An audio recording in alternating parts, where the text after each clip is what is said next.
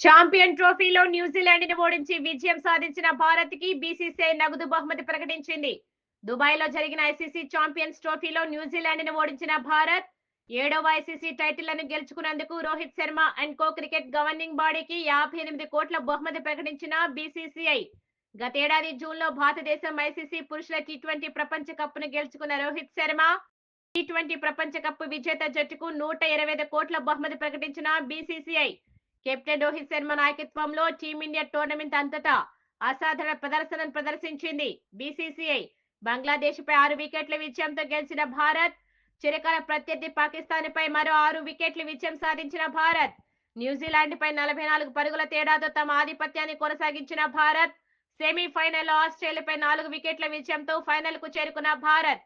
BCCI అధ్యక్షుడు Roger Binny జట్టు వరుసగా ఐసీసీ టైటిళ్లను గెలుచుకోవడం పట్ల హర్షం వ్యక్తం చేశారు. ఈ అవార్డు తెర వెనుక ఉన్న ప్రతి ఒక్కరూ చేసిన కృషి పట్ల హర్షం వ్యక్తం చేసిన బీసీసీఐ అధ్యక్షుడు ఈ విజయం వైట్ బాల్ క్రికెట్లో భారతదేశం యొక్క అగ్రస్థానాన్ని సమర్థించింది మరియు రాబోయే సంవత్సరాల్లో జట్టు రాణిస్తుందని మేము ఖచ్చితంగా అనుకుంటున్నామని బీసీసీఐ గౌరవ కార్యదర్శి జేవాజిత సైకియా అన్నారు.